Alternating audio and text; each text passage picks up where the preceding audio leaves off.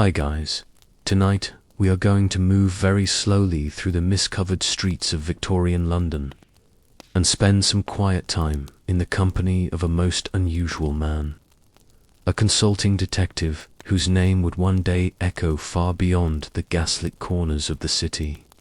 Sherlock Holmes, created in the year 1887 by the gentle and observant imagination of Arthur Conan Doyle.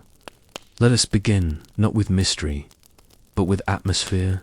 Imagine London in the latter half of the 19th century, a vast and restless city, yet softened by evening fog. The air carries a faint scent of coal smoke drifting upward from countless chimneys. Gas lamps glow like patient stars along narrow streets, their light diffused by the ever-present mist. Carriages move at an unhurried pace over damp cobblestones, their wheels producing a steady rhythm, a sound both distant and comforting. Somewhere far off, a church bell marks the passing hour, not sharply, but as if cushioned by the thick night air. It is into this London that a tired man returns from war. Dr. John Watson, formerly an army surgeon, has recently come back from Afghanistan. His body bears the marks of service. A wound sustained in battle has left him thin and somewhat weakened. But it is not only the body that feels the weight of experience. War has taken from him the certainty of routine, the warmth of familiar companionship, and the quiet sense of belonging. Now, in this immense city, he finds himself alone. He lodges for a time in a modest hotel. But London is an expensive place for a man living on a limited military pension. Each morning, he calculates his remaining funds with increasing concern. The hotel dining room feels impersonal, the conversations around him distant and uninviting. Though surrounded by thousands, he feels curiously isolated, like a solitary figure walking along the Thames embankment at dusk. One afternoon, as though guided by gentle fate, Watson encounters an old acquaintance at the Criterion bar. The meeting is unplanned, yet welcome. Stamford, who had once worked alongside him at St. Bartholomew's Hospital, greets him with quiet surprise. In the measured tones of polite Victorian conversation, they exchange updates. Stamford soon learns of Watson's financial difficulty and of his search for affordable lodging.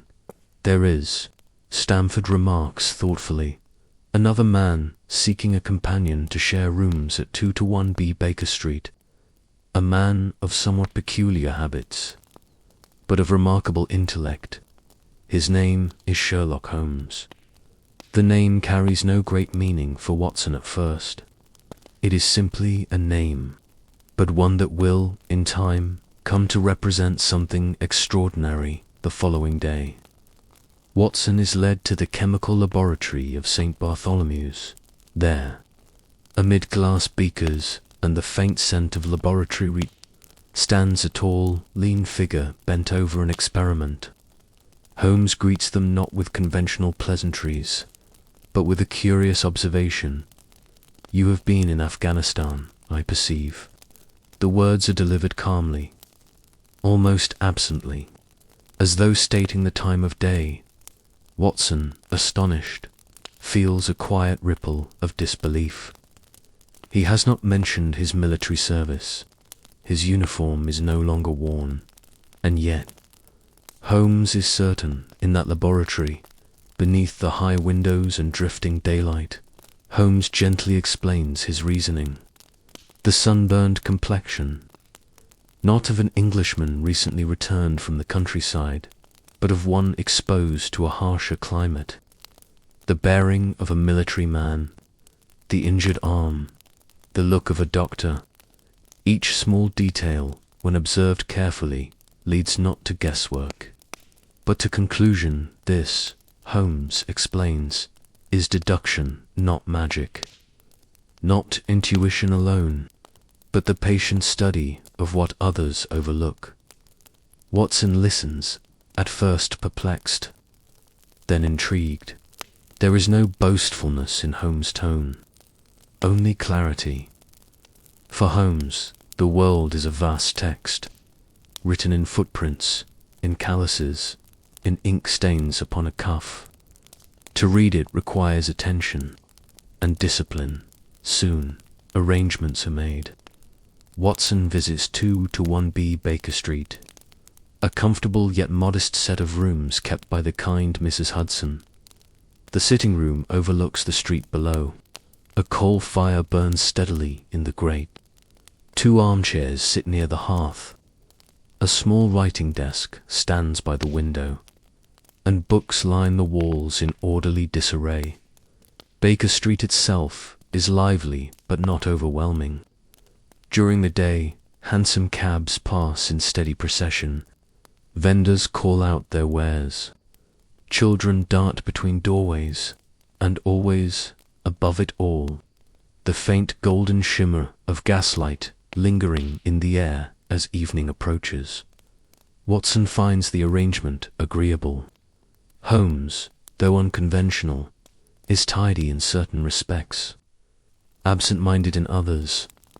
He plays the violin late into the night, drawing from its slow and thoughtful melodies that seem to mirror the rhythm of the city itself. At times, he sits motionless in his chair, eyes half closed, fingers steepled. Lost in contemplation, it is not long before the first case arrives. A letter is delivered, requesting consultation in a matter that has baffled the authorities. A body has been discovered in an abandoned house in Brixton Road. There are peculiar circumstances, no visible wounds, and a word scrawled upon the wall in what appears to be blood. Holmes reads the details quietly, without visible excitement. For him, the case is not an interruption, but nourishment. He invites Watson to accompany him. The doctor agrees, partly from curiosity, partly from a growing sense that life beside this remarkable man may hold purpose once again. They travel by cab through London's broad avenues. The wheels roll steadily over uneven stones. The fog thickens as they move southward. Gas lamps glow like distant moons, casting elongated shadows upon shuttered shop fronts. The city seems to watch them pass, silent and expectant. At the scene, Holmes does not rush. He walks slowly about the room.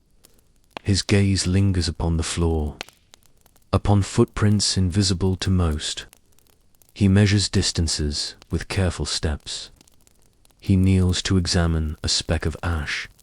He notes the absence of robbery, the arrangement of furniture, the peculiar expression upon the deceased man's face.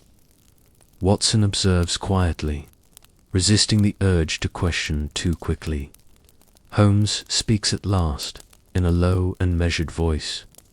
The word upon the wall, he explains, is a deliberate misdirection. The absence of struggle suggests deception rather than sudden violence. The footprints reveal to individuals, one taller, one heavier. A wedding ring discovered beneath a table leg suggests motive rooted not in theft, but in personal grievance. Each detail, when separated, appears trivial. Together, they form a pattern, like threads woven into fabric. Back at Baker Street, Holmes elaborates upon his philosophy. Many men, he says gently, see, but do not observe. They notice a face, but not the tension around the eyes. They hear footsteps, but not the difference between leather and rubber soles. Deduction is merely the art of disciplined attention. Watson begins to understand. Holmes' brilliance lies not in supernatural ability, but in patient thought. In a city as immense as London, where thousands of stories unfold each day, Holmes has chosen to dedicate himself to the quiet unraveling of hidden truths.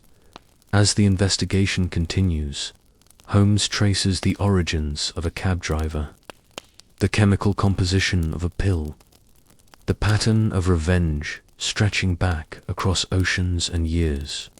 Yet even as the pieces fall into place, the narration of events remains calm, measured, almost serene. London itself seems to breathe alongside them. In the early mornings, pale light filters through the curtains of 2-1B. Watson sits at the small breakfast table, reading the newspaper while Holmes contemplates the next step. Outside, milk carts clatter past. The fog lifts gradually from rooftops. Chimney smoke rises in soft spirals. There is comfort in routine, even amidst mystery. When at last the case resolves, and the truth stands clear, Holmes expresses no triumph, only quiet satisfaction. The puzzle, once tangled, has been patiently untied. Justice, though imperfect, has been served in the only way available within human limitation. Watson reflects upon what he has witnessed. In Holmes, he has found not merely a brilliant mind, but a steady companion. Where Watson brings empathy and human warmth, Holmes brings logic and clarity. Together, they form a balance. Intellect tempered by loyalty, and so, as evening descends once more upon Baker Street, the fire crackles softly in the grate. Holmes lifts his violin and draws from it a melody that seems almost like thought made audible. Watson writes in his journal, preserving the memory of their first adventure. Not in haste, but in gratitude, outside London continues its endless rhythm. Carriages roll, gas lamps flicker, the fog returns in gentle waves. In this vast city of noise and shadow, two men sit in quiet companionship, bound not only by mystery, but by mutual respect. Perhaps that is the greater story, for logic, when practiced with patience, becomes more than mere calculation. It becomes a way of seeing the world clearly, of cutting through confusion with calm understanding, and friendship, formed in shared purpose, becomes a steady light against uncertainty. As we leave them now, seated by the fire in their rooms at 2-1B Baker Street, let us carry with us the gentle lesson of their beginning, that even in a city shrouded in fog, clarity can be found, that even after war and loneliness, companionship may return, and that in the quiet practice of careful observation, there is a kind of peace. So rest now, and imagine the soft glow of gaslight upon brick walls, the distant murmur of carriage wheels fading into night, and the calm presence of two friends watching the world with thoughtful eyes. We continue our quiet journey into the world of Sherlock Holmes, moving gently through a story shaped by hidden treasure, long-kept promises, and the distant echoes of empire. London rests beneath a pale veil of mist. The lamps along Baker Street glow with softened halos, their light trembling slightly in the evening air. Inside 2-1B, the fire burns steadily, its warmth pushing back the damp chill that drifts in from the Thames. The familiar sitting room is calm, almost contemplative. The scent of tobacco lingers faintly. Papers lie arranged upon the small table by the window. Holmes sits in his armchair, long fingers steepled beneath his chin, eyes half closed as though listening not to sound, but to thought itself. It is into this quiet atmosphere that Mary Morstan enters. Mary Morstan arrives not with dramatic urgency, but with composed uncertainty. Her presence carries a quiet dignity. She explains, in steady tones, that for several years she has received a curious gift each May, a single lustrous pearl delivered anonymously, and now a letter has arrived requesting a meeting, promising justice, hinting at wrongs committed long ago. Holmes listens without interruption. The firelight flickers across his sharp profile. Dr. Watson, seated nearby, observes both the young woman and his companion. There is something delicate in the balance of the room, a story suspended between past and present. The letter itself is written in a careful hand. It asks Miss Morstan to attend a meeting near the Lyceum Theatre. It assures her that she has been wronged. It promises revelation. Outside, a carriage rolls past on Baker Street, its wheels producing a soft, hollow rhythm over the damp stones. Somewhere in the distance, a vendor calls out faintly. London moves on, unaware that a thread tied to faraway shores has just tightened. Holmes rises slowly and crosses to the window. He draws the curtain back slightly, gazing into the fog. His silence is not empty. It is full, filled with quiet arrangement of fact and inference. He turns at last, explaining that the pearls suggest not cruelty, but conscience. Whoever sends them acts not in haste, but with ritual. There is patience here. There is memory. Watson notes the gentle shift in Holmes' tone when speaking to Mary Morstan. Though often detached, Holmes is not without perception of feeling. He asks precise questions about her father's disappearance, about the years spent in India, about the sudden loss of contact following his return to England. Her father, Captain Morstan, had served in the British Army in colonial India. After years abroad, he returned to London, only to vanish without explanation. No official account was ever given. No body was discovered. Only silence remained. The mention of India seems to deepen the air in the room. For Victorian Britain, India is not a distant abstraction, but a vast and complicated presence. The jewel of the empire, as many proudly describe it. Since the events of the Indian Rebellion of 1857, governance has shifted directly to the crown. Trade, military command, and civil administration stretch across continents. Wealth flows steadily back to London. Textiles, spices, precious stones. And yet, alongside prosperity, there are shadows. Holmes speaks gently of empire, not with judgment, but with realism. The British presence in India has brought railways and telegraphs, yet also unrest and unequal power. Fortunes have been made quickly in the colonies, and where fortunes gather, so too does greed. The meeting is arranged. That evening, Watson accompanies Holmes and Mary Morstan through London's lamplit streets. A hired carriage carries them southward. The horses' hooves strike a slow, measured cadence. Fog drifts low along the ground, blurring the shapes of buildings into softened silhouettes. As they approach the riverside, the scent of water mingles with coal smoke. The Thames moves quietly beside them. River Thames flows dark and steady, its surface catching faint reflections of dock lanterns. Barges sit low in the water. The soft lapping against wooden piers produces a rhythmic whisper.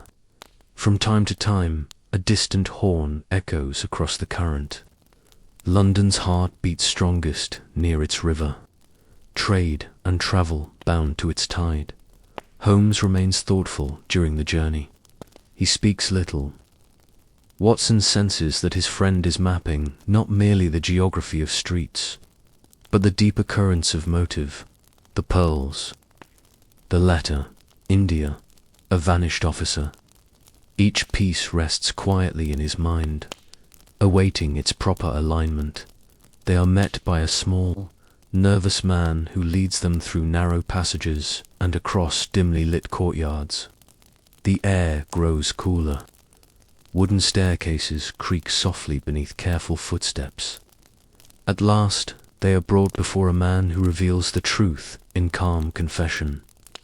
A treasure once existed gathered in India under circumstances bound to betrayal and secrecy. A pact had been formed among 4 men, known later as the Sign of 4. The wealth was immense, jewels and gold beyond imagination. Yet trust fractured. Promises were broken. The treasure disappeared into silence, as did Captain Morstan. Holmes listens. Face composed, the story unfolds, slowly, like mist lifting from water years earlier. Within the prison walls of Agra in colonial India, alliances had been formed between British soldiers and local men. Greed had whispered of shared riches. Oaths had been sworn in secrecy, but when the time came to divide the treasure, one man withheld it. Another died suddenly. Suspicion hardened into resentment, and across decades, that resentment traveled from India to England, Holmes explains. Later, in the quiet of Baker Street, that greed rarely announces itself loudly. It often begins as rationalization, a belief that one deserves more, that fortune is owed. In the context of empire, where wealth moved swiftly and unevenly, temptation found fertile ground. Watson reflects silently upon this. The empire so often spoken of in grand language, expansion, civilization, trade, contains within it individual stories. Men far from home, confronted by sudden opportunity. Decisions made in heat and fear. Consequences that echo long after. The investigation leads once more to the Thames. A night pursuit unfolds not in haste, but in steady persistence. A steam launch moves along the dark river, its engine producing a low mechanical thrum. The city's lights shimmer upon the water's surface. The air is heavy with moisture. The chase feels less like drama, and more like inevitability. The river carries not only vessels, but fate. When at last the treasure chest is recovered and opened, it is found empty. Years of secrecy, decades of longing, all dissolved into absence. Holmes observes quietly that perhaps this outcome is fitting. Wealth gained through betrayal rarely remains. It slips through fingers. It sinks into water. It becomes memory rather than possession. Mary Morstan receives not gold, but truth. The pearls she had been given were acts of partial restitution. The grand treasure itself has vanished into the depths of the Thames. And yet, there is a strange peace in resolution. Back in the sitting room at Baker Street, the fire burns low. The city outside has settled into midnight stillness. Watson watches Mary Morstan as she absorbs the end of her father's story. There is sadness, but also relief. Uncertainty has been replaced by knowledge. Silence has been replaced by explanation. Holmes, seated in his armchair, reflects softly that human destiny is often less shaped by vast empires than by private choices. A decision made in a distant colonial outpost can ripple across oceans. A moment of greed can shadow generations. Watson feels, perhaps for the first time, the quiet stirring of deeper affection toward Mary Morstan, not born of treasure, but of shared experience. He senses that life's true riches lie not in chests of gold, but in companionship and understanding. Outside, the Thames continues its patient flow. London sleeps. Carriages have ceased their passage. Only the occasional echo of water against stone remains. Holmes draws his violin from its case and plays a low, reflective melody. The notes drift gently through the room, neither triumphant nor mournful, simply thoughtful. Watson writes later that what struck him most was not the mystery of jewels or secret pacts, but the enduring pattern of human nature, ambition, loyalty, betrayal, conscience, In the end, treasure returned to the river. Empire remained vast and complicated, but within the modest rooms of 2-1B, something quieter had taken root. Trust between friends, and the gentle beginning of love, and so we leave them there, the fire reduced to embers, the fog pressing softly against the window pane, the steady presence of Holmes, analytical yet composed, and Watson heart, newly awakened to possibility. Perhaps the true lesson rests not in lost gold, but in the understanding that destiny is often shaped less by wealth than by character, that greed may promise brilliance, yet leave only emptiness, and that, in a world spanning continents and empires, the simplest bonds, loyalty, friendship, quiet affection, endure longest. We leave behind the steady murmur of London streets and travel westward, beyond the clustered rooftops and chimneys, into a landscape where the earth itself seems to breathe in long, patient sighs. The train carries us slowly through the English countryside, past hedgerows silvered with dew and fields resting beneath a pale sky. Gradually, the air grows clearer, cooler, touched with the faint scent of peat and distant rain. And at last, the land begins to change. We have arrived in Devonshire here. The moors stretch wide and open, like a vast rumpled blanket laid across the shoulders of the earth. The horizon is uncertain, softened by drifting veils of mist. Low hills rise gently, their outlines blurred by fog that gathers and disperses with quiet unpredictability. Patches of heather ripple in muted shades of purple and brown. Pools of still water reflect the shifting sky, their surfaces occasionally disturbed by the soft ripple of wind. It is within this landscape that the legend of the Baskervilles has taken root. Long ago, so the story is told, there lived a man of cruel temperament and reckless pride, Sir Hugo Baskerville. The tale speaks of wild pursuits across the moor, under a moonlit sky, of a young woman fleeing in terror, of a monstrous hound said to have emerged from the darkness itself. In the legend, the beast is described as enormous, with burning eyes and a form wreathed in spectral flame. Sir Hugo is said to have met his end upon the moor, his lifeless body discovered at dawn, and near him, the silent shape of something not entirely of this world.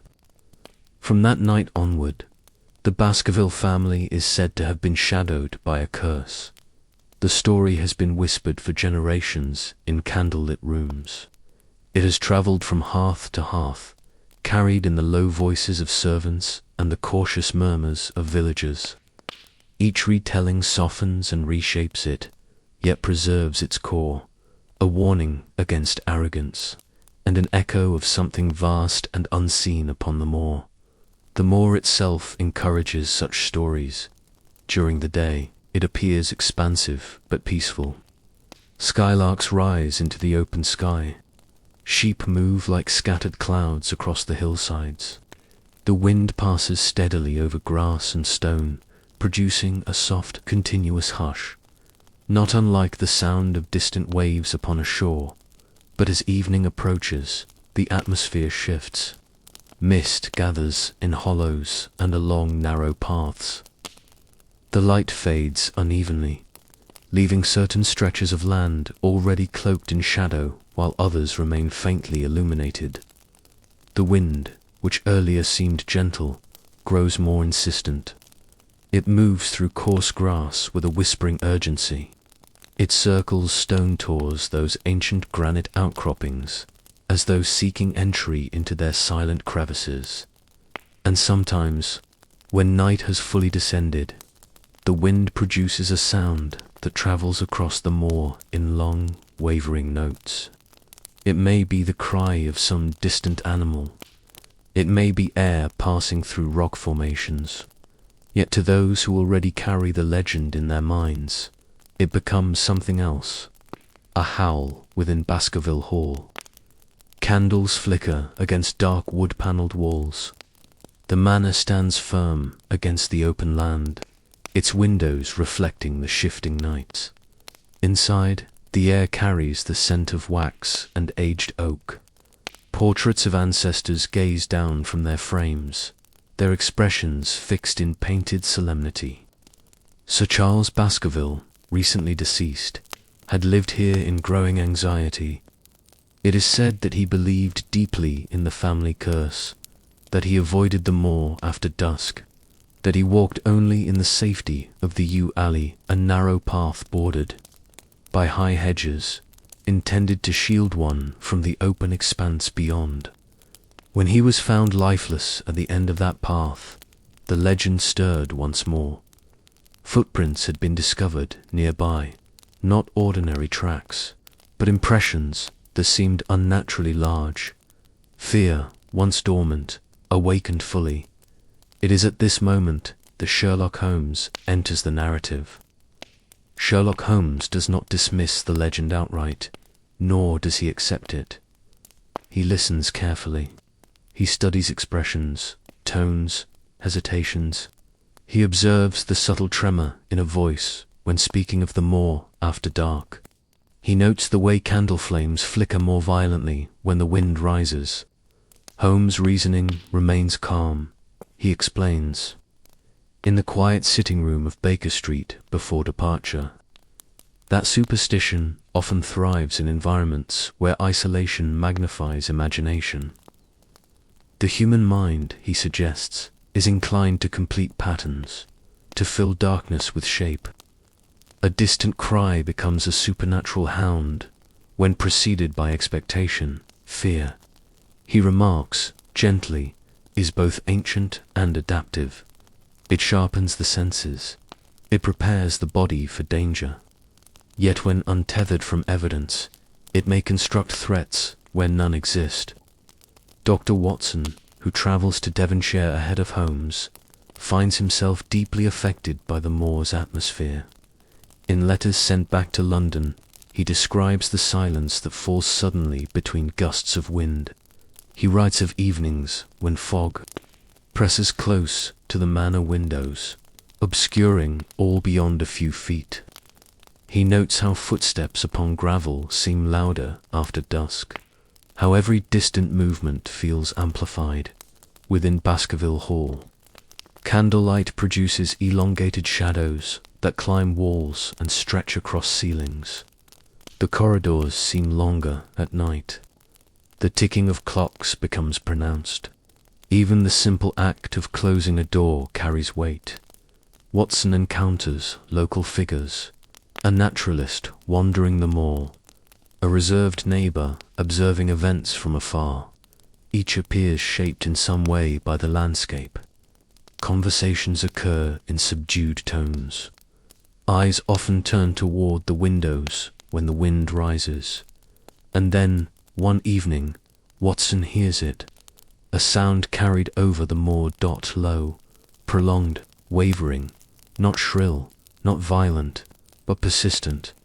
The sound does not resemble a dog's bark, nor does it carry the precise tone of any familiar creature. It seems instead to emerge from the land itself, as though wind and distance have shaped it into something almost vocal. Watson feels the quiet tightening of his chest. He notes his own reaction with curiosity. Though a man of science, he senses how atmosphere influences thought. He understands, perhaps more fully than before, how Sir Charles might have succumbed to dread when Holmes finally arrives in Devonshire unexpectedly, and with characteristic secrecy his presence brings a subtle shift. He walks upon the moor without haste. He studies footprints, examines terrain, measures distances between landmarks. Where others perceive menace, he perceives variables. Holmes speaks softly of optical illusions created by mist, of how sound travels unpredictably across open land, bending and distorting over distance.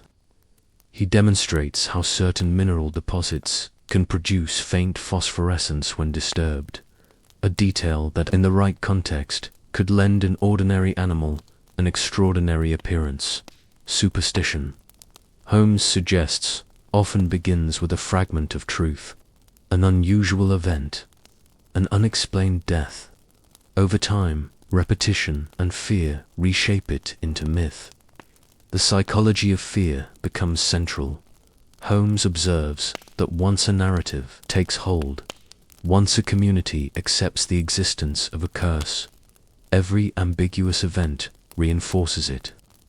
A broken branch, an unexplained illness, an unfamiliar footprint, each becomes confirmation.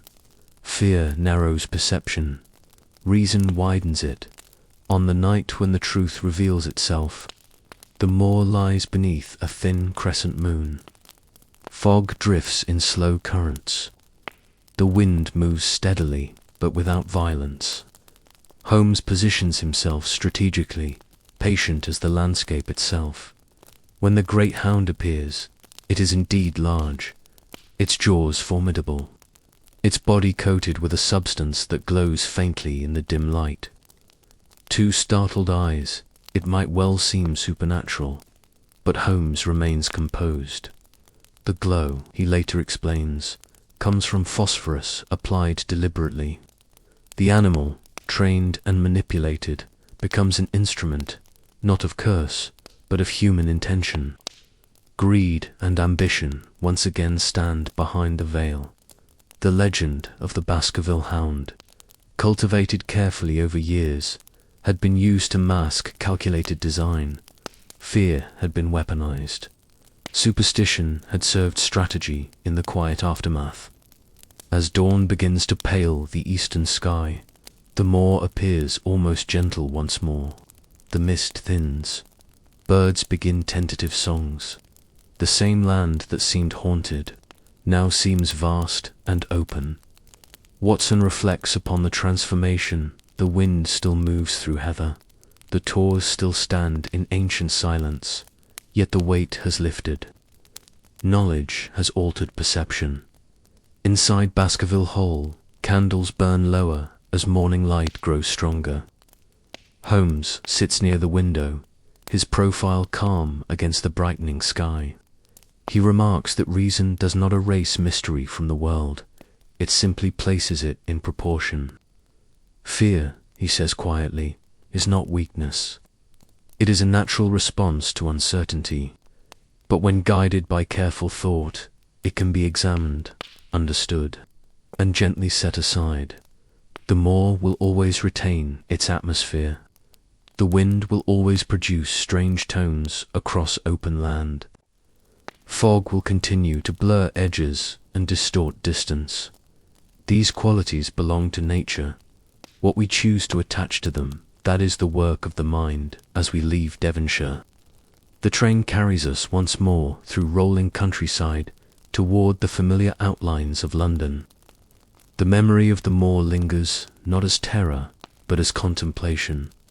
For, in the wide silence of open land, we confront something universal, the unknown, and in the steady reasoning of a calm mind, we discover something equally enduring, clarity.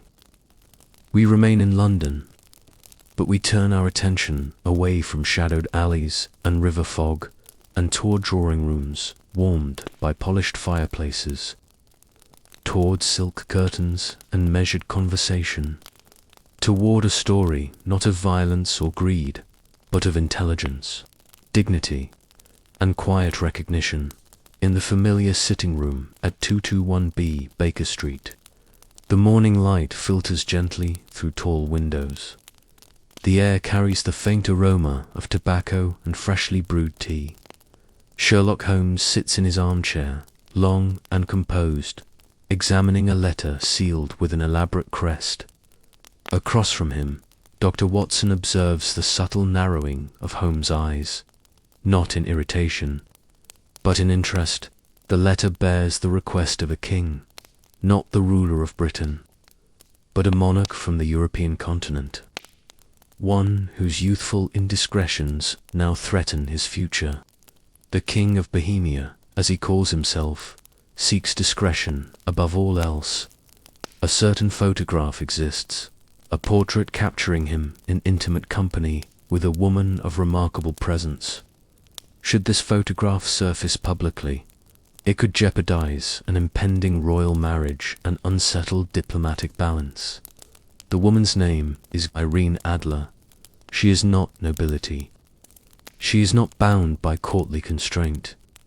An American by birth, a former opera singer by profession, she has moved within European society with confidence and independence. Her home stands in St. John's Wood, in a street lined with elegant Victorian residences, tall townhouses of pale stone, their windows framed by intricate moulding, their doors painted in deep, dignified colours.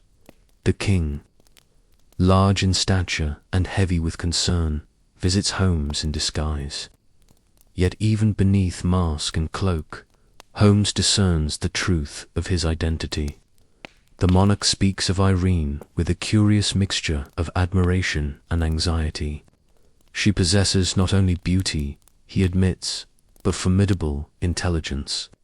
She refuses bribes. She resists threats. She has made it known that if ever he attempts to silence her unjustly, the photograph will be revealed. Holmes listens without interruption.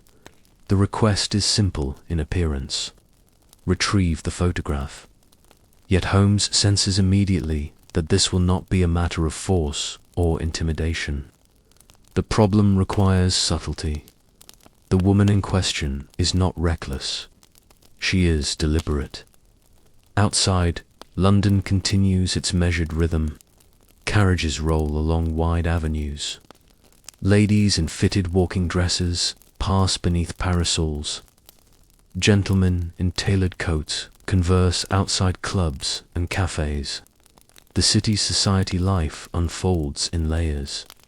Aristocrats attending formal gatherings beneath chandeliers. Musicians rehearsing in softly lit halls. Servants moving quietly behind polished doors. In this world, reputation is currency. Holmes begins his inquiry not with haste, but with observation. Disguised as a humble groom, he lingers near Irene Adler's residence. He notes the regularity of her outings. He observes the punctual arrival of a certain gentleman, Godfrey Norton, a lawyer. The interactions between them are composed, yet intimate. Holmes records each detail with quiet precision. The house itself stands dignified and orderly. Curtains drawn just enough to maintain privacy without inviting suspicion. A modest garden enclosed by iron fencing. The windows reflect passing clouds and the steady movement of street life. Holmes does not underestimate her. He remarks to Watson, in the calm tone of a lecturer rather than a detective, that intelligence often reveals itself in restraint. Those who act impulsively betray themselves. Those who wait, who calculate, possess advantage through careful deduction and subtle manipulation of circumstance. Holmes orchestrates a minor commotion outside Irene's home, a stage disturbance, a small crowd, a cry for assistance. In the confusion, he gains entry to the drawing room, elegantly appointed, yet without ostentation. Rich fabrics drape the furniture. A pianoforte stands near the window. Framed photographs rest upon polished surfaces. He observes quickly when a false alarm of fire is raised. Irene moves instinctively toward a particular panel near the bell pull. In that reflex, Holmes identifies the hiding place of the photograph. It is a method he has employed before. Panic reveals priority. Yet what Holmes does not anticipate is Irene's equal capacity for deduction. Later that evening, in disguise of her own, she approaches him on the street. She has recognized his stratagem.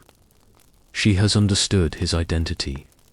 She has seen through the layers of his performance with clarity equal to his own. The following morning, Holmes returns to her residence, only to find it vacant. Irene Adler has departed. England. She has married Godfrey Norton and left behind a letter addressed to Holmes himself.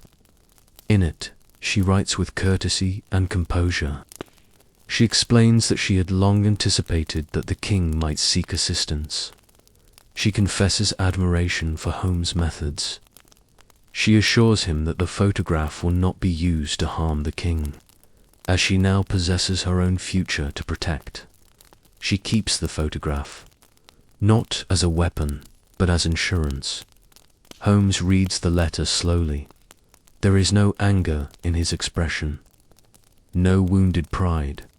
Instead, there is something quieter, recognition, intelligence. He understands, is not confined to profession or gender. It is not diminished by social expectation. Irene Adler has matched him step for step, not through deceit alone, but through insight. In the Victorian era, society often draws firm boundaries around the roles of men and women. Women are expected to be graceful, accommodating, discreet. Yet Irene has navigated these structures with independence. She has negotiated power not through submission, but through wit. Watson observes that Holmes speaks of her thereafter not with irritation, but with measured respect.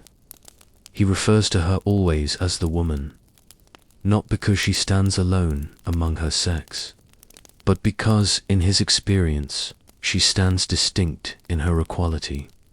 The king receives reassurance. His marriage proceeds unthreatened. Diplomacy remains intact. Outwardly, the matter concludes quietly, but inwardly, something has shifted. Holmes keeps a single photograph of Irene Adler, the one she leaves behind, not out of romantic longing, not out of regret, but as acknowledgement. In the soft glow of Baker Street's firelight, Holmes reflects that pride, when unchecked, can blind even the most analytical mind. It is easy to assume superiority when one has rarely been challenged. Yet challenge refines understanding. Intelligence, he remarks, is not a competition to be one. It is a capacity to perceive truth clearly in oneself and in others. Watson senses in Holmes no resentment, only contemplation. London continues its gentle cycle. Evening carriages pass beneath gas lamps. Drawing rooms fill with polite conversation. Music drifts faintly from open windows. Somewhere in the city, Irene Adler begins her new life, no longer shadowed by royal intrigue. Holmes resumes his cases. Crimes of theft, disputes of inheritance, curious puzzles requiring patient thought. Yet occasionally, in moments of quiet reflection, his gaze drifts toward the small photograph kept safely among his papers. There is no sentimentality in the gesture, only balance, for in recognizing another's equal, one gains perspective. Perhaps that is the deeper current of this story, that intelligence commands, admiration regardless of station, that equality is not declared loudly, but demonstrated through action, that pride softens when met with genuine capability. Holmes, who has often stood apart from ordinary attachments, does not romanticize Irene Adler. He does not seek her return. He does not attempt to reclaim advantage. Instead, he acknowledges her. In doing so, he affirms something subtle yet enduring, that respect is the natural companion of true intellect. As the fire in Baker Street burns low and the night settles softly beyond the window panes, Holmes places the letter carefully away. The city rests in its accustomed rhythm. Fog gathers gently along the rooftops. Carriage wheels grow faint in the distance. We follow a different path from the gaslit streets of London, away from the measured rhythm of Baker Street and the gentle hum of the Thames. We leave behind the familiar city entirely and journey toward a landscape of jagged peaks, quiet valleys, an alpine air so crisp it carries the faint scent of pine and stone. Here, amid the mountains of Switzerland, a confrontation unfolds that is less a clash of strength and more a meditation on intellect, fate, and the shadows cast by genius. Professor James Moriarty is no ordinary criminal. He does not strike with brute force. His menace is quiet, almost imperceptible, the kind that grows not from sound, but from thought. In London, his presence is suggested by subtle tremors, an absence where there should be a presence, a whisper of power behind otherwise mundane transactions, a careful orchestration of chaos carried out without fanfare. His name, when spoken, carries weight not because of notoriety, but because of recognition of intellect mirrored and multiplied. Holmes, who has seen crime in its many ordinary forms, regards Moriarty with an unusual degree of caution and a quiet respect. Their interactions resemble a match of chess played across cities, events, and conversations. Every move is calculated, deliberate. Every countermove is considered, anticipated, and countered in turn. Holmes' mind, normally untroubled by the machinations of ordinary men, finds in Moriarty a reflection of his own capability, a parallel genius that challenges both understanding and restraint. It is not a duel of muscle, but of reasoning. A contest whose consequences extend far beyond the board or even London itself. The journey to Switzerland is deliberate. Holmes travels slowly, choosing the train that winds through hills and past quiet villages. The landscape changes with each hour. Rolling hills give way to forested slopes. Pine and spruce intermingled with clearings where the sun touches wildflowers. Streams move silently beside the tracks, their waters reflecting a pale sky. Villages cling to slopes with houses of warm timber and slate roofs. Here, in the quiet rhythm of travel, Holmes contemplates the duality of his adversary. Brilliance intertwined with moral absence. Intellect divorced from conscience. Watson accompanies him, observing closely, recording the journey, aware that this confrontation is not one of physical danger alone. Every curve of the track, every distant mountain silhouette, mirrors the careful plotting of two minds circling each other in silence. Holmes speaks little, yet when he does, it is in measured tones, not of excitement, but of analytical reflection. He considers the inevitability of their encounter, the way fate has drawn them along paths that converge in a remote and dramatic place. Arriving in a small Swiss town nestled in a valley beneath the mountains, the air is colder, cleaner, and still. The Reichenbach Falls lie a short distance away, a cascade of water tumbling from heights that seem impossible, shrouded in mist. The sound is distant at first, a low rumble that rises gradually, growing in presence, yet softened by fog and distance.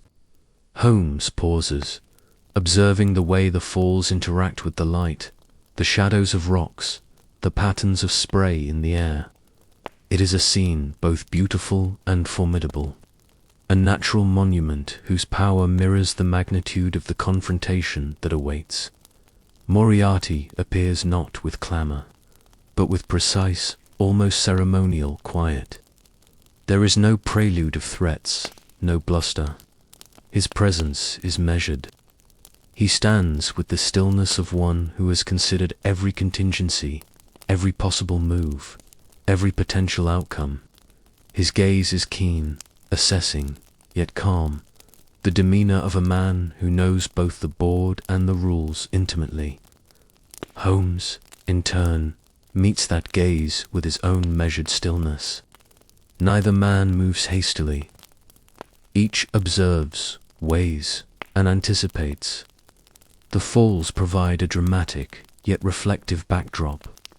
Spray drifts across the ledges, the mist catching the pale light and forming delicate rainbows that fade into grey. Stones along the cliff edge glisten wetly. Birds circle high above, their cries swallowed by the roar of water. The wind carries the scent of mountain pine and rushing stream. Even in the midst of danger, there is an undeniable serenity, a reminder that the natural world continues its rhythm, indifferent to human calculation. Holmes reflects quietly on the duality before him, brilliance matched by brilliance, genius opposed by genius. In Moriarty, he sees what might have been his own mind directed differently, not toward justice or curiosity, but toward manipulation, dominance, and calculated evil. Yet there is fascination in recognition. One cannot help but admire precision, strategy, and intellect, even when wielded toward destructive ends. Holmes understands that this confrontation is as much about understanding as it is about survival. They converse carefully, circling each other in words as much as in action. Each statement carries implication, each silence weight. Moriarty proposes nothing overtly threatening, yet his intentions are understood without articulation. Holmes responds not with anger, but with patience, his reasoning as deliberate as the flowing water below. They acknowledge each other's capacity, the force of thought measured, respected, and tested, in silence as much as in speech. As the encounter unfolds, Holmes contemplates fate. The path that led him from London, through fog and streets and hills, to this secluded cliffside, seems almost predestined. The falls themselves become a metaphor, relentless, unstoppable, beautiful, and terrible in their constancy. There is the sense that some events are larger than any one man's control, that genius alone does not dictate outcome, that circumstance and environment contribute quietly to the shape of history. When the climax occurs, it is swift yet inevitable. The struggle at the edge of the Reichenbach Falls seems choreographed by destiny itself. Holmes' actions, precise and deliberate, are met by Moriarty's own controlled responses. Both men act in alignment with principle, intellect, and survival. Yet the element of chance, the unpredictable motion of water, the treacherous edge of rock, the sudden gust of wind, asserts itself subtly, reminding both that the universe holds forces beyond reason. In the aftermath, only the sound of falling water remains constant. The roar of the Reichenbach Falls continues, echoing through the valley, a reminder of both continuity and impermanence. Holmes reflects, not in triumph, but in quiet understanding. There has been sacrifice, the necessary surrender of certainty for the sake of principle, the acceptance that intellect alone cannot fully govern the outcomes of life. Watson, distant yet witnessing, notes the solemnity of the scene. There is no victory in the traditional sense, only recognition of limits and consequence. He observes Holmes' stillness, the tension in his features giving way to composure. Nature, in its relentless flow, mirrors the inexorability of moral and intellectual struggle, sometimes beautiful, sometimes harsh, yet always persistent. The Reichenbach Falls continue to tumble, their sound mingling with wind and mist. In that constant, Holmes perceives the weight of genius and the cost of confrontation. Sacrifice is inherent in the life of one who confronts intellect with intellect, a reminder that clarity, justice, and reason often demand personal cost. We return to London, yet it is a city slightly diminished. The streets are the same, fog curling around gas lamps, hansom cabs rolling steadily over slick cobblestones, shop fronts glimmering faintly in the evening light. Yet the rhythm feels altered, as if the city itself has sensed the absence of one of its quietest, most extraordinary observers. There is no consulting detective pacing in Baker Street, no violin melody drifting through a dimly lit sitting room, no precise footsteps measured against the ticking of a clock. London continues, of course, in its ordinary ways, but to those who knew him, the air feels subtly thinner, quieter, less attentive. Dr. John Watson experiences this absence with a weight that no clock or calendar can measure. Returning from his practice one evening, he walks past familiar streets and finds them strangely unfamiliar. His journal, once filled with meticulous accounts of observation and deduction, lies untouched. There is an emptiness in the corners of his mind that no number of patients or routine consultations can fill. He remembers Holmes' peculiar mannerisms, the way he would lean back in his chair, the faint curling of a finger as he considered evidence, the deliberate silence that often preceded revelation. Those small, precise habits now echo through Watson's memory, each one a reminder of the presence that once shaped his life so profoundly. Grief, however calm, is a peculiar companion. Watson feels it not as a storm, but as a persistent, quiet ache, a dimming of color in the everyday fabric of existence.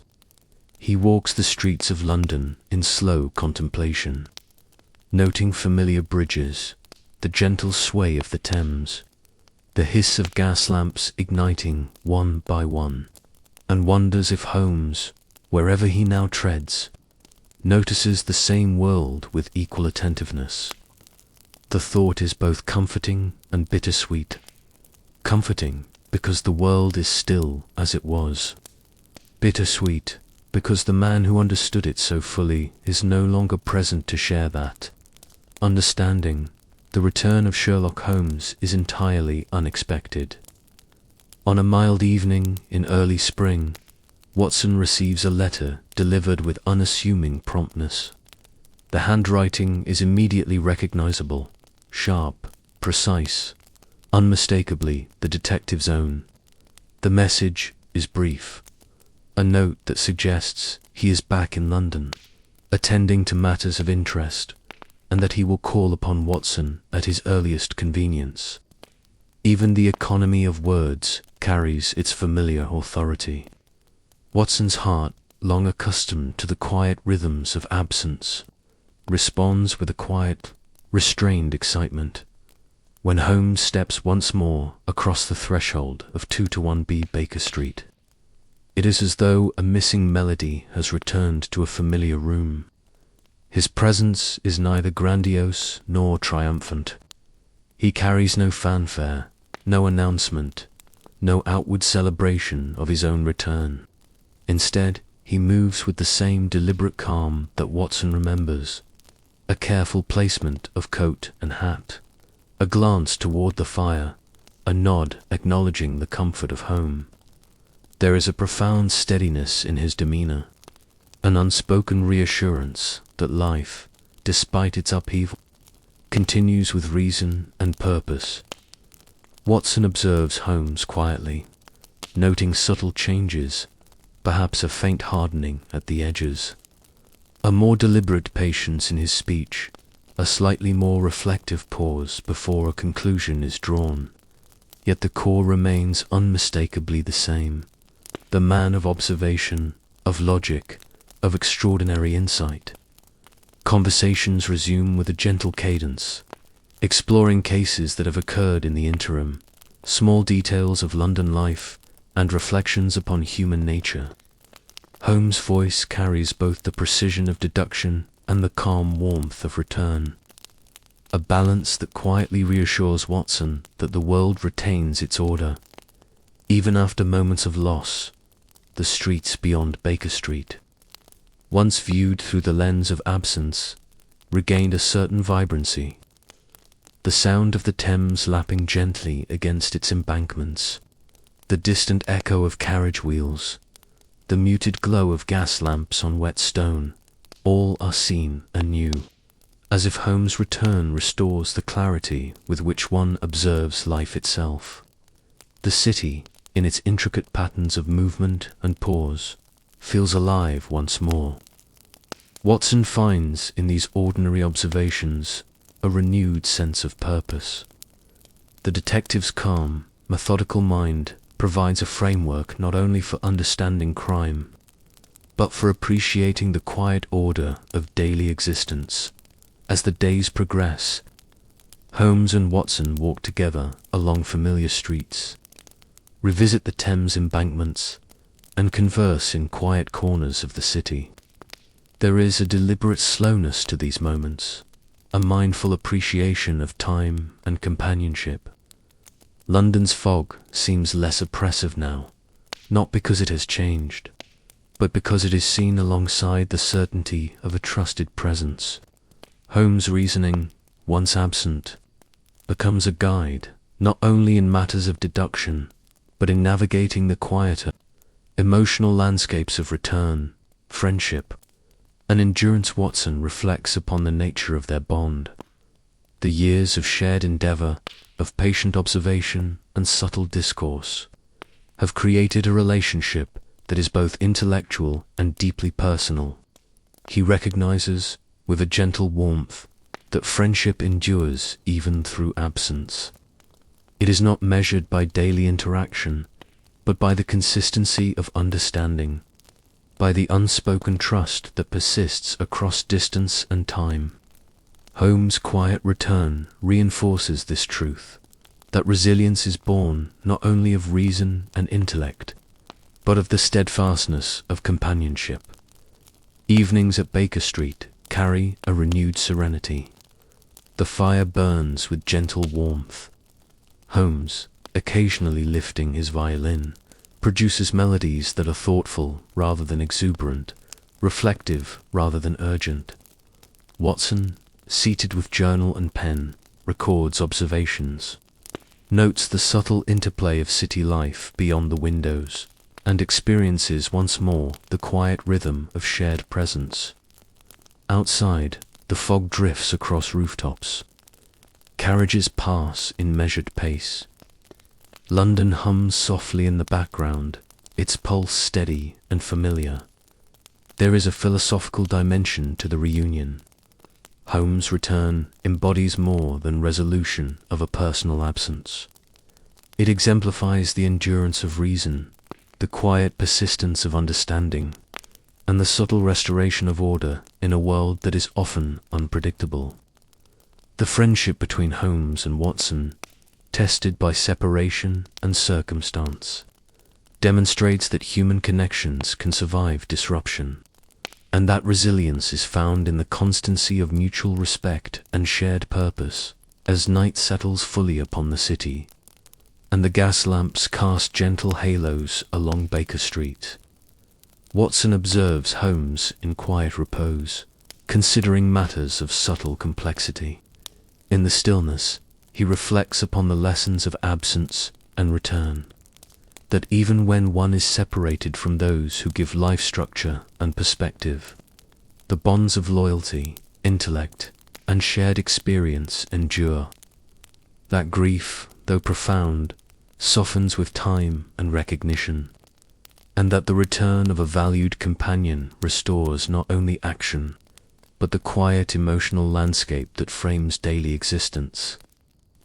We find ourselves in the countryside, far from the bustling streets of London, where the quiet hum of urban life gives way to the soft, rolling whispers of wind through hedgerows and distant trees. An old estate rises slowly from the surrounding fields, an imposing mansion of darkened stone, ivy crawling along its walls, turrets and chimneys casting long, delicate shadows in the pale light of a late autumn evening. The driveway is lined with ancient oaks, their gnarled branches twisting skyward like silent sentinels. and the gravel path crunches faintly beneath the occasional carriage wheel. Here, the air is damp with dew, and a low fog curls across the lawns, giving the landscape an otherworldly softness that blurs the edges. Between earth and sky, the mansion itself carries the weight of history. Its facades, worn by decades of wind and rain, bear the delicate tracery of carved stone, each detail a testament to long-past craftsmanship. Windows are tall and narrow, framed by weathered wood, their panes reflecting the fading light of day. Behind these windows lie corridors and rooms filled with memories, portraits of ancestors who once commanded wealth and influence, halls lined with heavy draperies that mute the sounds of the estate, and staircases that spiral upward, creaking gently under the weight of time. Even the air within the mansion is tinged with the faint scent of aged timber, waxed floors, and the lingering trace of fireplaces long unlit. Dr. Watson and I arrive at the estate on a quiet evening, the last light of the sun retreating behind distant hills. Our hosts have summoned us with urgency wrapped in propriety, a series of strange occurrences, they say, that disturb the household and unsettle both servants and family alike. We enter the mansion under the careful watch of the butler, who guides us along corridors where shadows gather in corners and ceilings, are high enough to hold the echoes of whispered conversations. Even in the absence of movement, there is a subtle sense of expectancy, as though the estate itself waits, holding its breath, from the very first hour. The peculiar nature of the disturbances is evident.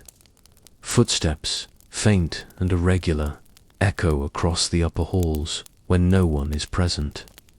Doors, firmly latched, appear slightly ajar the next morning.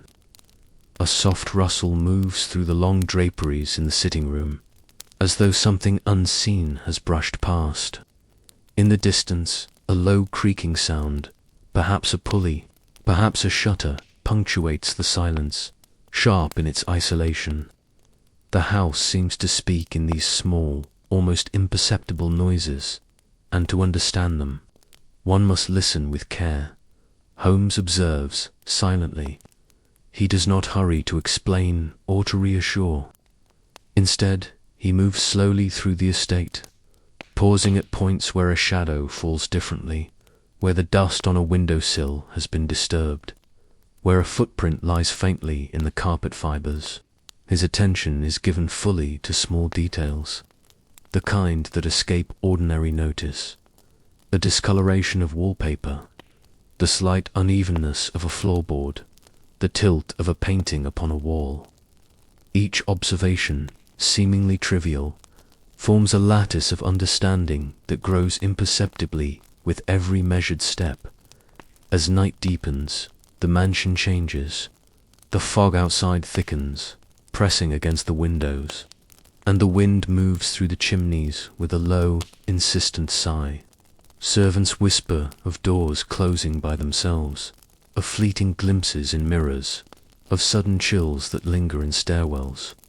Holmes listens, but he does not react with fear. He interprets these phenomena through the lens of deduction. Each sound is considered, the timing, the location, the possible source. Every oddity is catalogued and weighed against others, forming a quiet map of cause and effect. A particular night presents an array of challenges. As we sit in the drawing room, the fire casting long shadows across the polished floor, there is a distinct tapping at a distant window. It is irregular, not rhythmic, not mechanical, yet neither entirely random. Holmes rises and walks toward the sound, moving with a careful deliberation, his eyes narrowing slightly as he examines the glass and the surrounding frame. There is no haste, no dramatic gesture, only measured observation.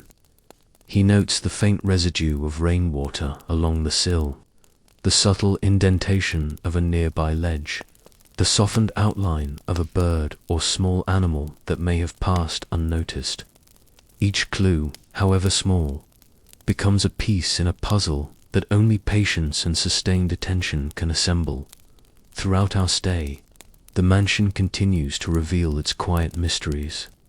Doors open with the slightest touch. Hinges groan with age. The long corridors amplify even the most muted sound. Holmes' approach is methodical.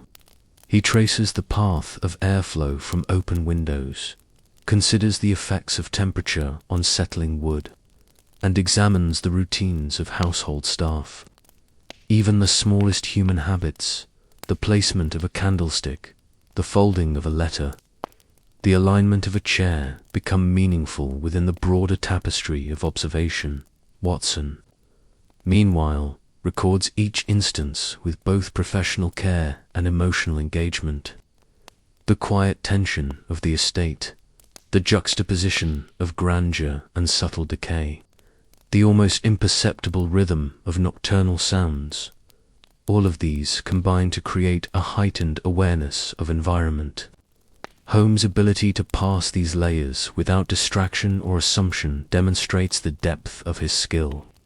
He models a kind of reasoning that values observation over conjecture, facts over sensation, and deduction over immediate emotional response in the final hours. As the fog begins to lift and the first pale light of dawn brushes the landscape, the nature of the disturbances becomes clear. A small group of intruders, motivated by inheritance and petty deception, had sought to exploit the mansion's complexity and the inattention of its staff. Their movements, careful but flawed, left subtle traces, impressions upon carpet fibers, displaced dust, a mark on a windowsill. Holmes' quiet observation has connected each trace, reconstructed each nocturnal motion, and revealed the rational pattern behind what had seemed inexplicable. The estate, once filled with unease, now feels settled. Sunlight filters through the tall windows, illuminating dust motes that drift lazily through the air. The halls, so mysterious and oppressive at night, now display their ordinary grandeur: polished wood, gilded frames, and carefully arranged furniture. The atmosphere is no longer one of uncertainty, but of gentle order restored. As Holmes and Watson prepare to depart, there is a soft reflection on the nature of their work. The disturbances of the mansion, though unnerving to ordinary perception, were never chaotic or arbitrary. Each unusual sound, each small anomaly, was an invitation to observe more carefully, to interpret patiently, to assemble evidence slowly and deliberately. In this manner, reason transforms fear into understanding, and complexity into clarity.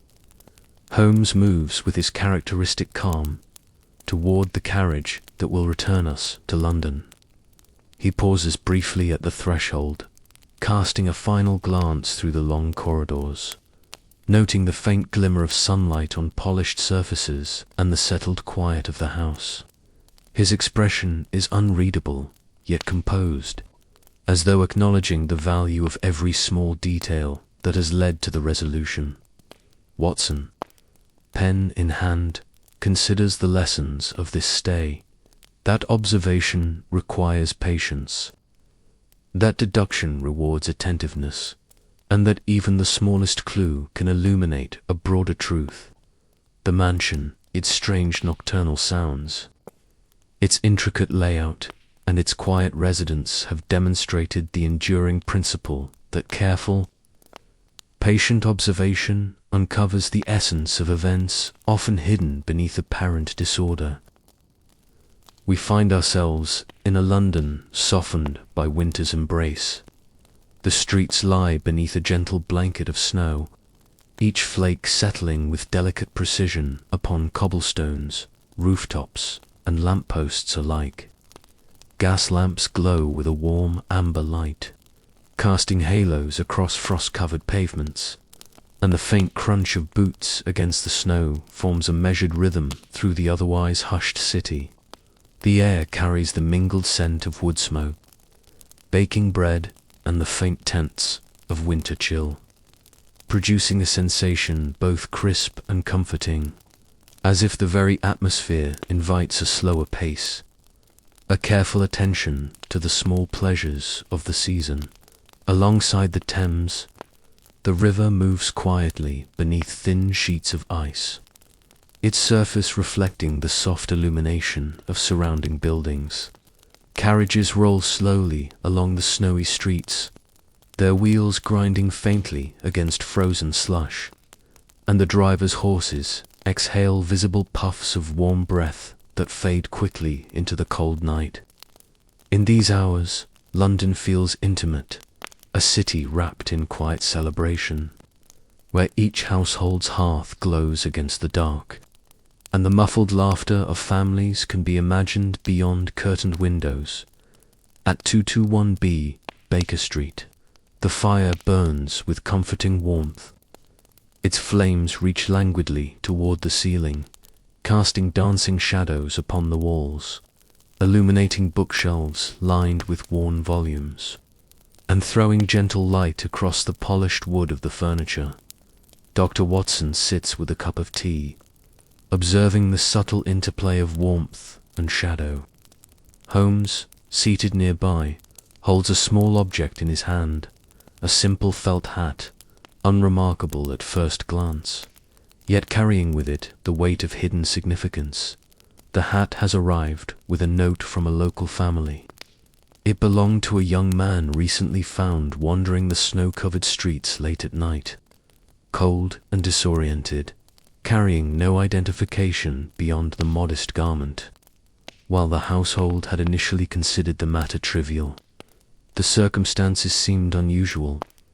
The boy's sudden appearance, the unexplained bruises upon his hands, and the quiet anxiety in his manner suggested that there was more to the story than mere winter misadventure.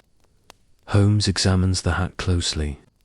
Its fabric is soft yet worn, the interior lining faintly frayed, and the slight dent in the crown hints at habitual care or nervous adjustment. Even the snowflakes clinging to the brim, partially melted and refrozen, offer subtle insight into the boy's recent movements. Holmes' approach is gentle yet meticulous. He does not rush to conclusions. Instead, he observes the way the hat has been handled, the particular smudges upon its surface, even the scent of tobacco faintly embedded in its fibers. Each detail contributes a thread to the narrative that only careful attention can unravel.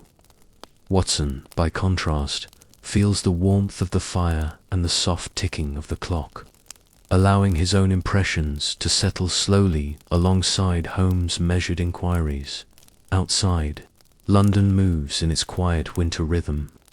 Snow continues to fall in fine, almost imperceptible flurries, settling upon the parapets of townhouses, upon the railings of bridges, and upon the shoulders of pedestrians who move with a careful, deliberate pace. The streets are quieter than usual, as families remain indoors beside fireplaces, tending to small preparations for the approaching holiday. Shops display their modest decorations, garlands of evergreen, candles in windows, and simple tokens of seasonal cheer. In the midst of this serenity, the arrival of the hat appears as a subtle disturbance, an enigma gentle in nature, yet demanding attention. Holmes' examination extends beyond the object itself. He questions the household, noting what is said and what is left unspoken. The staff, while well-meaning, omit details out of modesty or uncertainty. Children offer their own perspectives in halting, honest speech. Each account is woven carefully into Holmes' understanding, creating a web of evidence that is delicate, precise, and often hidden within seemingly trivial observations.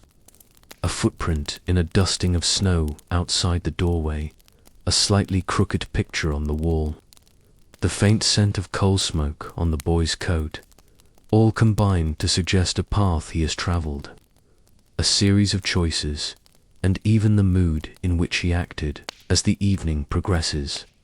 Holmes and Watson move through the house and along the streets outside, tracing the boy's journey with measured steps. The snow muffles sound, heightens awareness, and slows perception in a way that brings clarity. They note the pattern of footprints, the direction of drifts caused by wind, and the indentations in soft earth beneath the frozen surface. Holmes explains quietly that deduction is as much about understanding time and movement as it is about observing objects or people directly. The hat, he remarks, is not remarkable for what it is, but for what it represents: care, circumstance, and the small traces left by human presence. Within the mansion, the atmosphere is warm and contemplative. The fire continues to glow, the children's voices murmur in the background, and servants move quietly, preparing tea and small treats. Holmes observes the interactions subtly, the attentiveness of a housekeeper to a faint sound, the boy's instinctive glance toward the hearth, the unspoken tension in a relative's expression when discussing the night's events. Each detail is catalogued in silence, forming a quiet map that will eventually reveal not just the facts, but the moral and emotional currents shaping them. Eventually, the story unfolds with gentle clarity. The boy, it appears, had wandered from a modest household a short distance away, disoriented after seeking assistance for a neighbor in distress. A minor injury had left him vulnerable to the cold, and his hat, small, unassuming, carried the subtle traces of his journey, smudges from coal soot, faint remnants of a pressed flower picked along the street, and an indent formed by hurried placement upon his head. Each element, carefully interpreted, reconstructs the night's events without drama or speculation. The supposed mystery is resolved not through confrontation, but through observation, understanding, and patient deduction. Watson, witnessing Holmes' process, reflects on the quiet artistry of reasoning. In the warmth of the mansion, with snow settling softly beyond the windows, he considers how human kindness and attentiveness shape the world. The boy, frightened yet unharmed, is guided gently back to safety. The household, reassured, moves with renewed calm. Even the smallest gestures, offering tea, listening patiently, noticing minute details, hold weight in the resolution of uncertainty. The streets of London, under their blanket of snow, regain their gentle rhythm. Footsteps leave faint impressions in the drifts. Carriages move slowly and deliberately. Smoke curls from chimneys and mingles with the crisp air. The city is alive, yet serene, vibrant in its own quiet way. Holmes, seated near the fire, studies the hat one final time, not with triumph but with quiet acknowledgement. The truth lies often in simplicity, in careful attention, and in the recognition of small, human acts that ripple outward. We leave the familiar streets of London behind and journey into the gentle openness of the countryside. The landscape unfolds in measured expanses of green and gold, where rolling fields stretch to meet distant hedgerows, and the horizon is softened by the slow rise of wooded hills. The air is crisp and carries the faint scent of hay, damp earth, and the occasional waft of smoke from distant cottages. Along the narrow country lane, the sound of wheels upon gravel blends with the whisper of wind through tall grasses, forming a rhythm that encourages observation, reflection, and quiet attentiveness. At the center of our journey lies a stable of particular note. Its structure simple but well cared for, with walls of warm timber and roofs sloping gently to guide rainfall. Inside, the air is tinged with the rich scent of straw and the faint musk of horses at rest. The stalls are orderly, the horses calm, and yet there is an unusual tension, almost imperceptible, that suggests something out of the ordinary has recently occurred. Even in such quietude, the keen eye of Sherlock Holmes notices details others might overlook: the slight unevenness of a saddle, the traces of hoofprints in the straw, the pattern of dust upon the wooden beams, and the subtle arrangement of feeding buckets. Every minor irregularity, he observes, is a thread in a larger narrative awaiting careful consideration. The case, as it is presented, involves a prized racehorse whose behavior has been inexplicably altered. Owners and trainers report unusual incidents, small disruptions that seem almost trivial, yet carry the weight of significance in their cumulative effect. Holmes listens carefully to the accounts, noting the precise language of those involved. Hesitation, emphasis, and omission alike reveal the contours of truth. The detective does not rush to judgment. He values the measured accumulation of observation above all else, understanding that meaning often resides not in action, but in the absence of it, beyond the stables. The countryside unfolds in a sequence of gentle vignettes. Morning mists drift through low-lying fields, softening the edges of fences and hedgerows, while birds begin their quiet songs from distant trees. The sunlight gradually warms the landscape, casting long, languid shadows across paddocks and footpaths. Carriages and riders move slowly along the lanes, their presence felt more than heard, contributing to a serene backdrop that sharpens the senses. In this setting, the ordinary rhythms of country life are accentuated by attention to detail: the motion of a gate latch, the glimmer of dew upon a leaf, the subtle shifts in a horse's posture. Holmes' attention turns to the curious incident of the dog. Unlike more overt clues, this is an absence rather than a presence, a silence that speaks volumes. The household's dog, usually vigilant and responsive, did not react on the night in question. There was no bark, no movement, no sign of awareness, despite the circumstances. To most observers, such a detail would pass unnoticed, yet Holmes recognizes its significance immediately. The dog's lack of response indicates that the source of disruption was familiar, anticipated, or otherwise unthreatening to it. In essence, the absence becomes a presence in itself, a quiet sign pointing toward reasoned understanding. Within the stable, Holmes moves with deliberate precision. He examines tack, brushes, and grooming implements. He notes the alignment of feed bins and the arrangement of hay bales.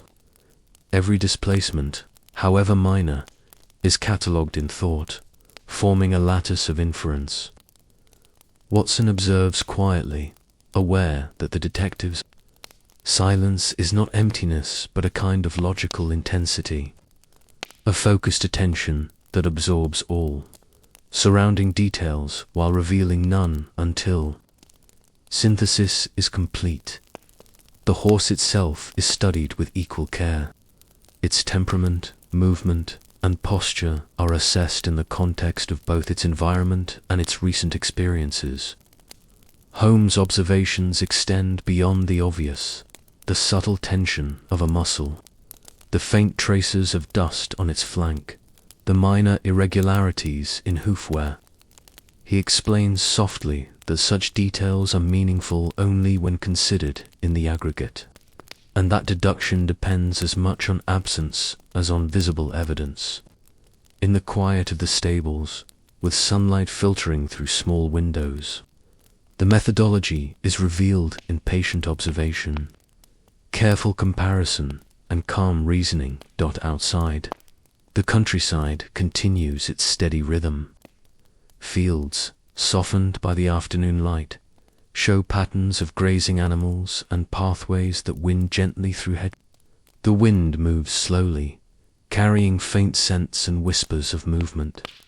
In this expansive calm, the mind has the space to notice subtleties often lost in the bustle of urban life. The alignment of stones in a fence, the slight frost remaining in shaded hollows, the gentle ripple of water along a nearby stream. These observations, though seemingly inconsequential, combine to illuminate patterns that are otherwise invisible. As the investigation unfolds, Holmes synthesizes his findings.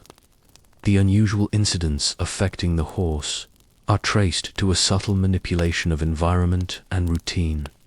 Small, deliberate actions executed in ways that would escape attention in ordinary circumstances. Each minor disturbance, from misaligned equipment to the careful placement of feed, contributes to the overarching narrative. The dog's silence, the faint traces in straw, and the altered behavior of the horse all converge under Holmes' careful scrutiny, producing clarity without fanfare or dramatic confrontation. Watson, observing Holmes at work, reflects on the quiet nature of deduction.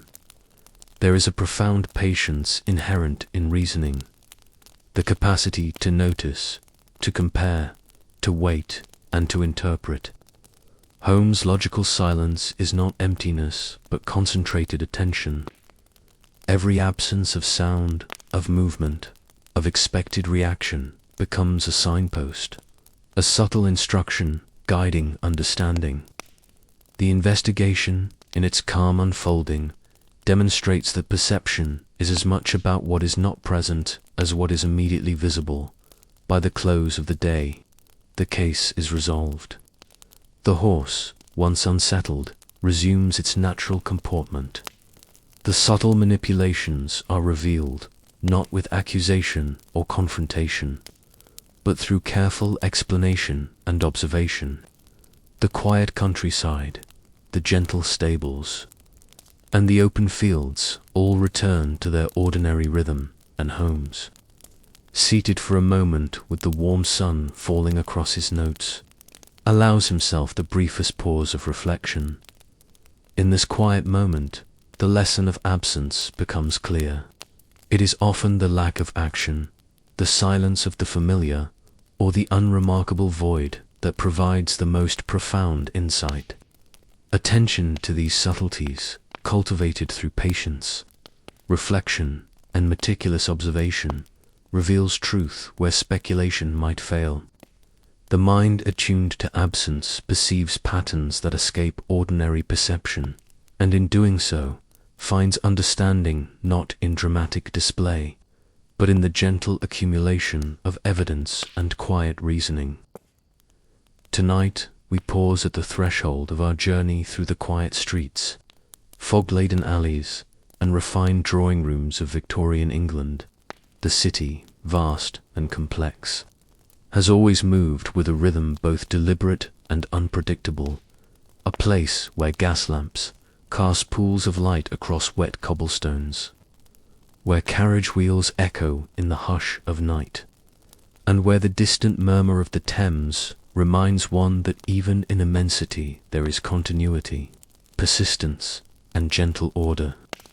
It is within this intricate tapestry that the lives of Sherlock Holmes and Dr. John Watson have unfolded, a delicate balance of intellect, observation, and human connection amid the seeming chaos of urban life. Baker Street, at this late hour, rests in a quiet intimacy. The lamps beyond the tall windows emit a muted glow, their light refracted softly through panes kissed with condensation from the lingering chill of evening. Shadows play gently across the walls, stretching and contracting with the subtle flicker of the fireplace. The room itself is familiar in its comforting precision. Tall bookshelves lined with volumes of law, science, and literature. A violin resting carefully against a chair. A leather armchair positioned near the hearth, where the flames once danced with brighter energy. The fire is now fading, its embers glowing softly, providing a warmth that is both gentle and meditative, a perfect accompaniment to reflection and repose. Watson observes Holmes with the familiar respect and attentiveness that have defined their partnership for years. The detective, his posture composed and deliberate, surveys the room with a quiet intensity. Yet tonight, there is less urgency in his movements, fewer abrupt gestures of insight. The cases of the day have been resolved or temporarily set aside, leaving room for contemplation rather than deduction. Holmes' mind, ever vigilant and precise, now rests within the calm envelope of night, allowing the broader currents of thought and memory to surface. Victorian England itself provides a rich backdrop for this reflection, a time of industrial expansion, scientific discovery, and social complexity. It was an era of contrasts, wealth and poverty, order and disorder, brilliance and folly.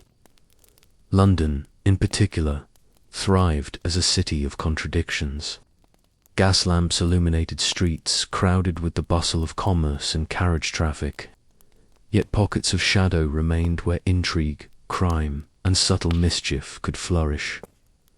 The detective's work, performed with meticulous care, was in part an attempt to impose clarity upon this teeming, sometimes unruly world.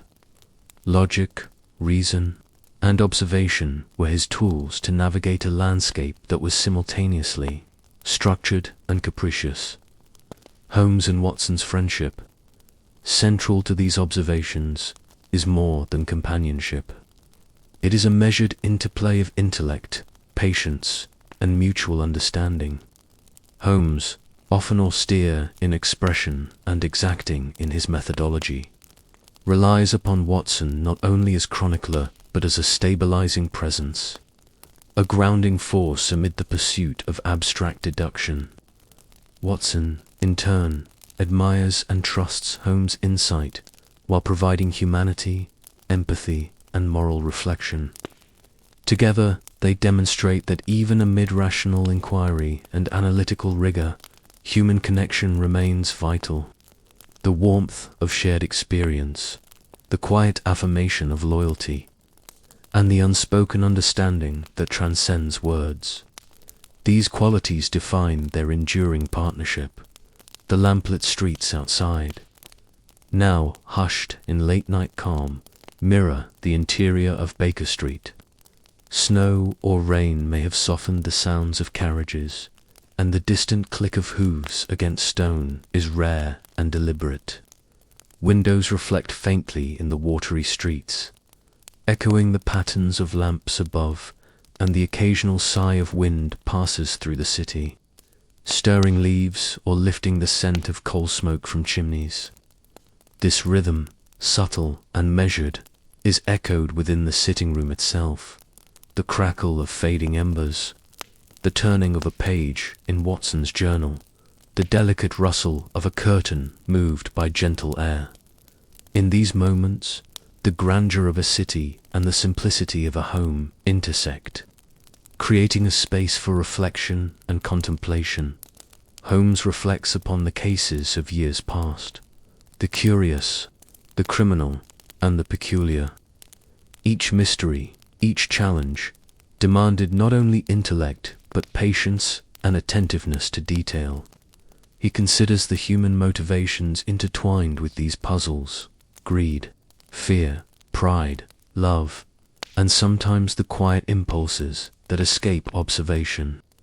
Each scenario offered both a window into human nature and an opportunity to refine the principles of deduction, observation, inference, and logical reasoning applied carefully and without haste. In this quiet, Holmes understands that insight arises not in isolation, but from careful engagement with the subtleties of circumstance and the patterns that emerge from careful attention. Watson, chronicling these thoughts, reflects upon the influence of Arthur Conan Doyle. The author's creation has not only provided a record of their shared endeavors, but has influenced the perception of reasoning, detective work, and human ingenuity for generations beyond their immediate circle. Through Doyle's careful narration, the subtle rhythms of observation and deduction are made accessible, offering lessons in patience, logic, and the value of attentiveness to those who might follow.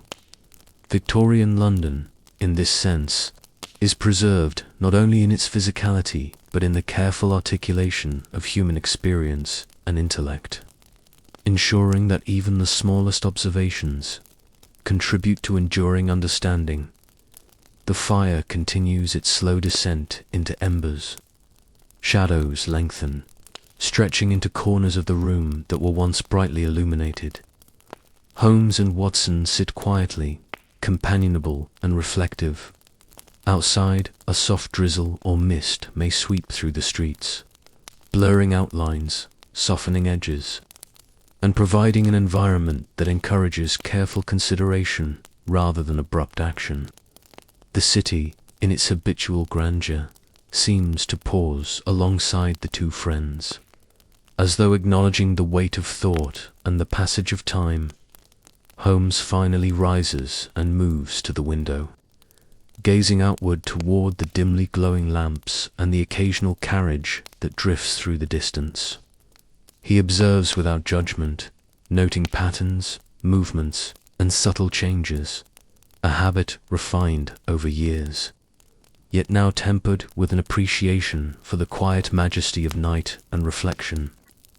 Watson, seated by the hearth, senses the completeness of the moment, not a climax of mystery, but the gentle closure that accompanies understanding, companionship, and thoughtful repose in the lingering warmth of Baker Street. The mind is permitted its final, quiet reflections. Logic, when applied with patience and care, has guided them through the turbulence of human behavior and the uncertainties of a complex world. Friendship, steadfast and quietly enduring, has provided the context in which intellect may flourish without isolation. And through the careful work of chronicling the ephemeral life of Victorian London, its intricacies, its character, and its subtle rhythms has been preserved for posterity. As the embers fade further, and the soft hush of night deepens, there is a final, gentle lesson in presence and absence. That observation, when combined with patience, creates insight. That reflection, when combined with companionship, creates resilience.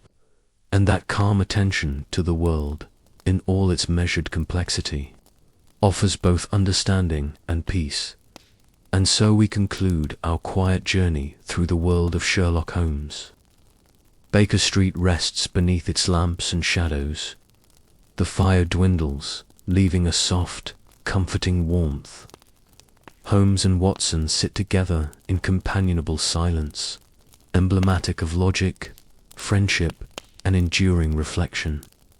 Outside, London continues its measured rhythm, gentle and unhurried.